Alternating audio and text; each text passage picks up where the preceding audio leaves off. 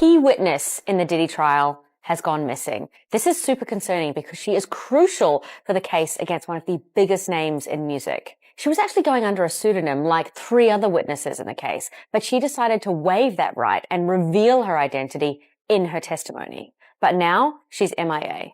The federal prosecutors don't know where she is, her lawyers don't know where she is, and the prosecutors are using her testimony in the opening statement on May 12th. That's not that far away. For now, she's known as Victim 3, and she was subpoenaed, which means that she is recorded. Where's Richard Nichols now? Dead. What happened, if you don't mind me asking? Some very, very, very rare form of leukemia. In my honest opinion, that witch, Grace, was Mir, who was Usher, who was Q-Tip, you know, Bonita Applebaum, the witch. Lot of people that hang out with them end up getting rare form. Kim's dead. Heavy D is dead. Andre Gorell is dead. The only 2 left are Puffy and Al almost died. Me? Here you go.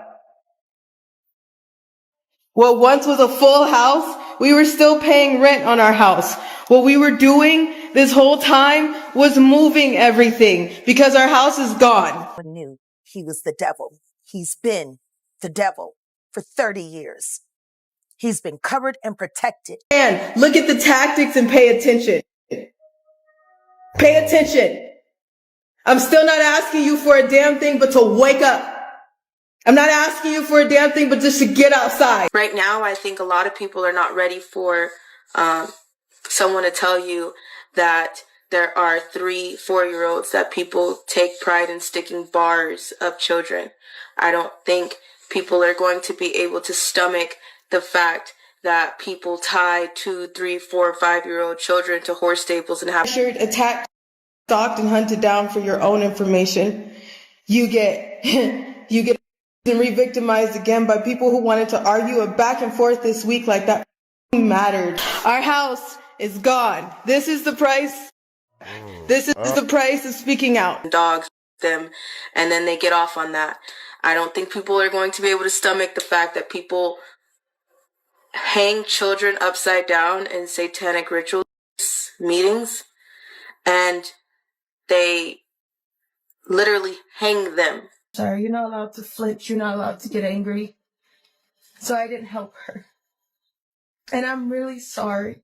And she got hurt. Just so you can focus before I go.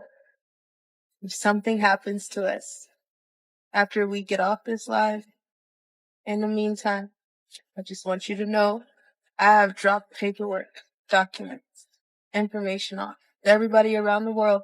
And I'm telling all of you insurance holders that are watching this right now, if we are dead, there is no point for you to sit on that information. Do you hear me? The fact that there is a baby in the way. There's babies in the way. There are people that I love that I can't get out of the way. She warned us. She said the industry was satanic. She said Diddy was at the center of it. And then she vanished. Ally Carter's name exploded across TikTok when she claimed she'd escaped from a house full of trafficked women in LA. A house she said belonged to Sean Diddy Combs. People called her crazy. The media laughed her off. But now, after the FBI raided Diddy's homes and his trafficking trial went federal, Ally Carter's name is back in the headlines, and for chilling reasons. Because the girl who once screamed for help online has reportedly been subpoenaed as a witness. Only one problem. No one can find her. Not the feds. Not her followers. Not even her family.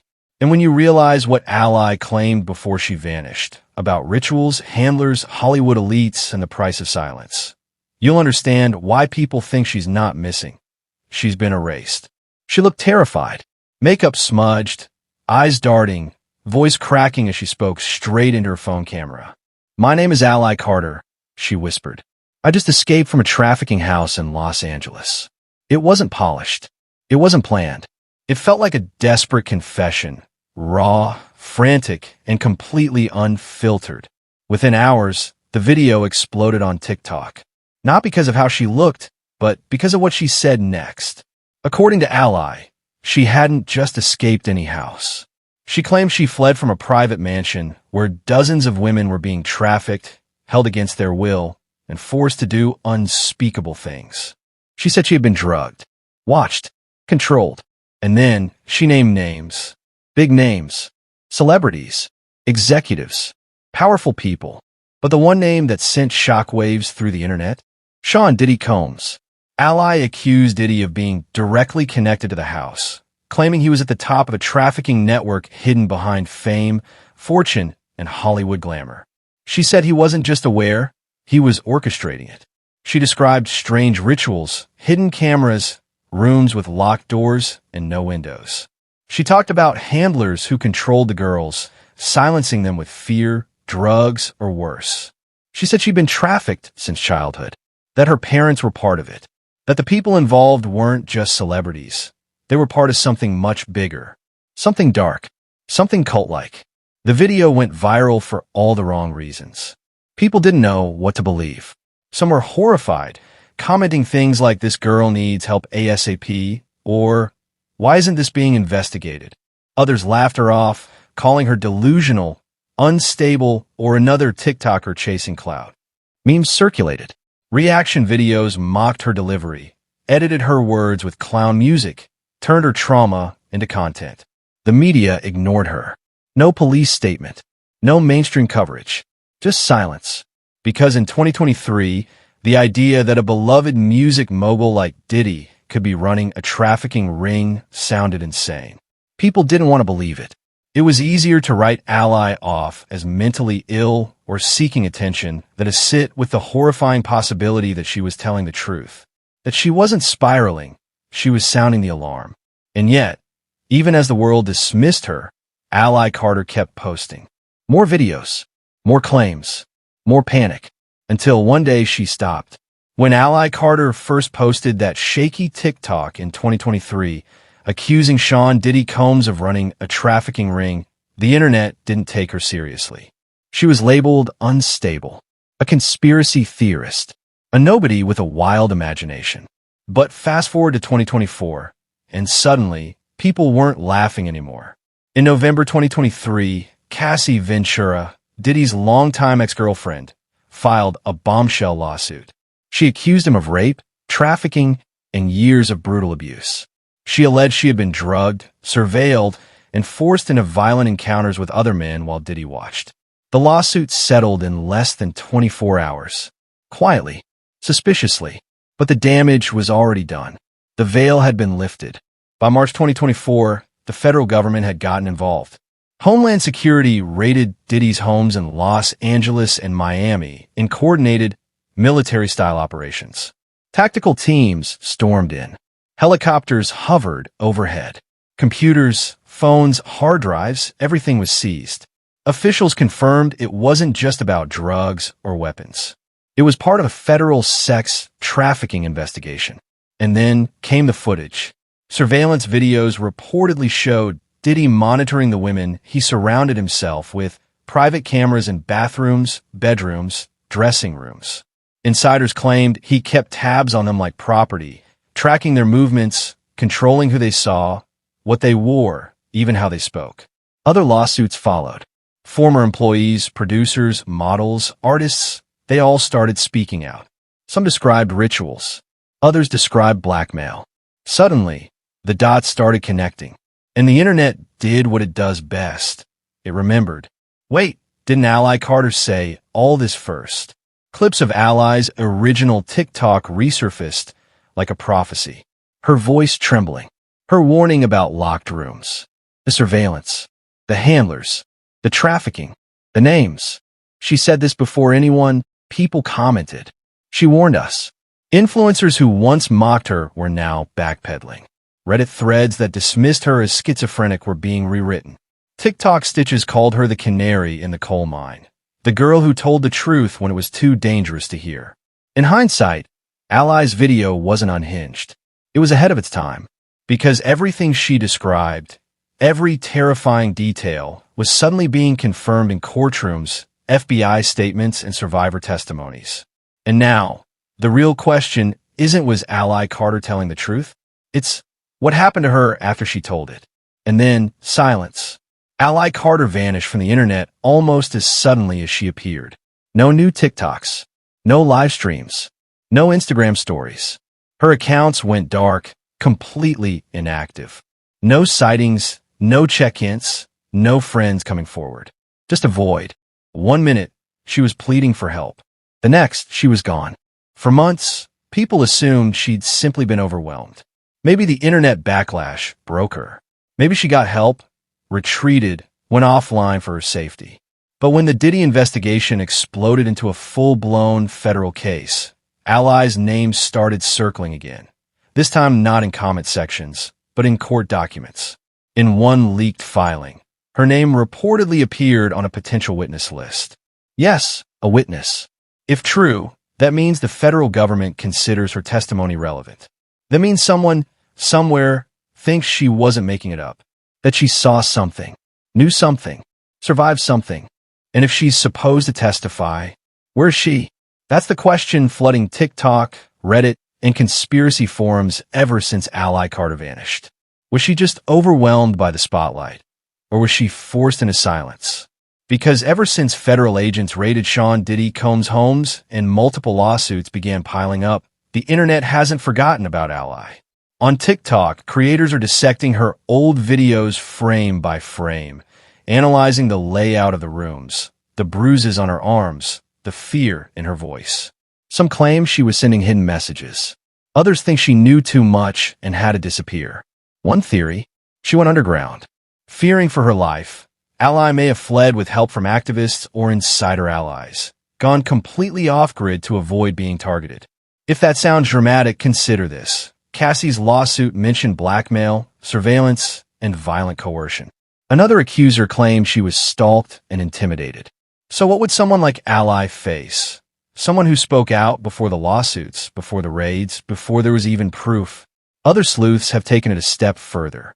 They believe she may have been placed in witness protection, especially after rumors emerged of her name appearing in sealed federal indictments. In the criminal world of trafficking and racketeering, high-value witnesses often vanish from public view for their own safety. Could Ally be cooperating behind the scenes? Was her disappearance not abandonment, but strategy? And then, there's the darkest theory of all. Some believe Ally didn't go willingly, that someone made her disappear, that powerful forces silenced her to protect the machine. After all, Diddy has been accused of paying off accusers, intimidating witnesses, and even orchestrating cover-ups through legal threats and backroom deals. One former associate described his inner circle as a fortress of fear, where loyalty was demanded and secrets were protected at all costs. And Ally Carter? She was the first crack in the wall, the one who spoke when no one else would.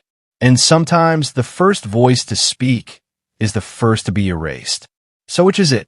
Did Ally Carter escape? Or did someone make sure she wouldn't speak again? Before she vanished, Ally Carter didn't just make accusations. She laid out a terrifying web of conspiracies that sounded too bizarre to be real, but too detailed to ignore. In tear-filled videos filmed from what looked like hotel bathrooms and locked bedrooms, Ally claimed she had been trafficked from childhood, passed around between powerful figures in entertainment, politics, and law enforcement. She said she'd been used, drugged, monitored, and discarded. And when she tried to speak out, she didn't just name names. She described infrastructure, underground bunkers, cloning centers, handlers. She insisted there were facilities, real places, where victims like her were taken and controlled. That celebrities weren't just participating, but that many were victims themselves. Mind-controlled puppets kept compliant through trauma, drugs, and threats. She mentioned CPS, Child Protective Services, not as a safe haven, but as a feeder system. According to Ally, they didn't rescue her, they delivered her. And while it's easy to dismiss these claims as delusion, paranoia, or internet-fueled fantasy, it's the way she said them that stopped people in their tracks. She wasn't performing. She wasn't looking for clout. She looked terrified, like someone clinging to reality by a thread. Her hands shook. Her eyes darted. She apologized constantly, then backtracked, then whispered things like, "I'm not supposed to say this," or "If I disappear, you'll know why." She didn't sound like a conspiracy theorist. She sounded like a hostage. Whether Ally's stories were literal truth, symbolic trauma, or the unraveling of someone who had endured far too much for far too long, we may never know. But one thing is certain. Something happened to Ally Carter, and it was dark enough that she couldn't stop talking about it. Until suddenly, she did. Ally Carter isn't the first person to speak out and vanish. She's not the first woman to be labeled crazy, unstable, or clout-chasing, only for the world to later realize maybe she was telling the truth all along. There's a pattern here, a chilling one. Whistleblowers, especially women, especially black women, raise alarms, name names, expose power structures, and what happens next? The media tears them apart. Social media mocks them, and industry insiders act like they never existed. Jaguar Wright is the blueprint. Years before #MeToo, she was calling out the music industry, accusing elite figures of abuse, manipulation, and even death cover-ups. She said artists were being used, discarded, even killed. People called her unstable. They laughed. And then, piece by piece, the things she claimed started surfacing. Quiet settlements, cryptic posts, sudden disappearances. The crazy woman didn't sound so crazy anymore. Or look at Dan Schneider's accusers. For over a decade, people whispered about the weird behavior on Nickelodeon sets, about foot fetishes, toxic environments, and child exploitation. But the stars who spoke out were mocked or ignored. Former child actors were gaslit into silence, branded as washed up or attention-seeking. And yet, years later, the documentaries came, the apologies, the lawsuits. Suddenly, what had been called conspiracy became undeniable. And let's not forget the women who spoke out against Diddy himself. Long before the lawsuits and raids, there were rumors, whispers of control, of violence, of sex trafficking. But no one wanted to believe it. The machine was too powerful, the image too curated. It took decades for the truth to surface, and it cost women their careers, their peace, and in some cases their lives. So here's the question. Why does this keep happening? Why are these women always dismissed at first, only to be proven right later when it's too late to protect them? Why does the world wait until the damage is irreversible before it starts to listen? And if the pattern holds true, what will we learn about Ally Carter 5, 10, 20 years from now, when the silence lifts, when the cover-ups crumble, and when the crazy girl on TikTok starts to sound like the one person who told us the truth? When it comes to federal sex trafficking cases, especially ones involving celebrities, billionaires, or international ties, the truth doesn't just get lost. It gets buried. We're talking about sealed indictments, classified witness lists, non-disclosure agreements, and courtrooms closed to the public. In these cases, national security isn't just a buzzword, it's a shield, a way to hide names, silence victims, and scrub entire timelines from the record. So let's talk about what that means for Ally Carter. Because if her claims were as outlandish as they sounded, if she were simply a delusional internet personality, then why was she allegedly subpoenaed in a federal trial? Why were her videos scrubbed, her accounts flagged, and her presence wiped from platforms just as the Diddy investigation exploded? One theory gaining traction online is that Ally Carter isn't missing. She's gagged, not in the dramatic Hollywood sense, but in the cold bureaucratic one. A gag order, a sealed cooperation agreement, maybe even protective custody. If she really has information that connects high-profile people to criminal behavior, the government may have silenced her for her own safety or to protect a bigger, more explosive case from blowing up too soon. But then there's the darker possibility, the one that keeps surfacing in whispered DMs and fringe TikToks. What if she didn't cooperate? What if she didn't stay quiet? What if someone decided she had to disappear? We've seen it before. Epstein's suicide. Witnesses in R. Kelly's orbit suddenly backing out. People close to powerful men catching accidents at just the right time. It's not paranoia, it's precedent. And in this climate, where the lines between justice, PR, and power are so blurred, Ally Carter's disappearance feels less like a mystery and more like a warning. Because whether she's silenced by law or silenced by force, one thing is clear. She knew something, and now she's gone. In the end, maybe Ally Carter's real crime wasn't lying. Maybe it was screaming. Too loud, too early, too raw, before the world was ready to hear her. Because long before the federal raids, before the lawsuits, before the headlines called Diddy a predator, Ally was already saying it. Not with lawyers, not in interviews, but with shaky TikToks, frantic eyes, and a voice that cracked under the weight of her truth. She didn't just accuse a music mogul. She painted a picture of a monster, of mansions that doubled as prisons, of rituals that sounded impossible, of celebrities who weren't just complicit, but participants. And the internet laughed. They called her delusional, a clout chaser, a meme, just another crazy girl with a ring light and a story. But now, the stories don't sound so crazy. The lawsuits echo her claims. The headlines read like scripts she already lived through. And the people she named are suddenly under investigation or radio silent. So if Ally Carter was telling the truth, if the crazy girl on TikTok was the only one brave enough to name the monster before the lights turned on, what does that say about the system that silenced her? The music industry, the courts, the media, all the gatekeepers who profit off silence, who protect the powerful and erase the broken. Maybe Ally didn't disappear because she was lying. Maybe she disappeared because she wasn't. And if that's the case, then the scariest part of her story isn't what she said. It's that she might have been right.